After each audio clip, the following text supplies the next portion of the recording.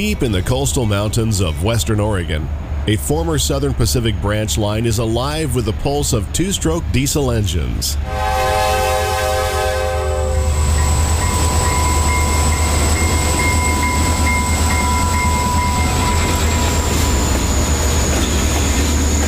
This age-old route of the Iron Horse cuts through a scenic and seldom traveled part of the state.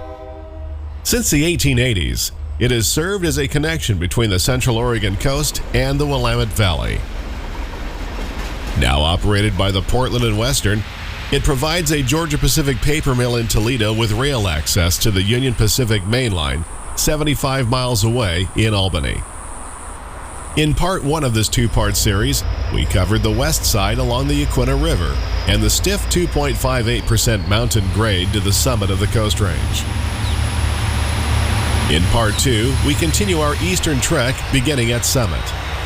The grade follows the twisting course of the Marys River toward the Willamette Valley, crossing it several times on secluded bridges, often hidden in the dense timberland.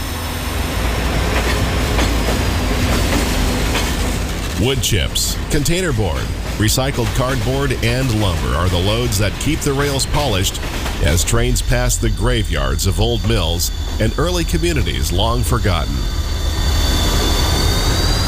The rail line breaks out of the woods at Philomath and heads through Corvallis, trading backcountry railroading for street running.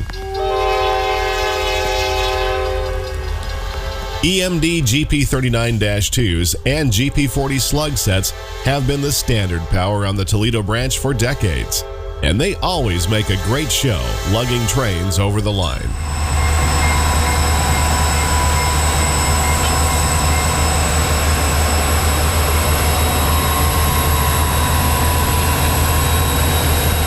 From the backwoods to Main Street to the fertile fields of the Willamette Valley.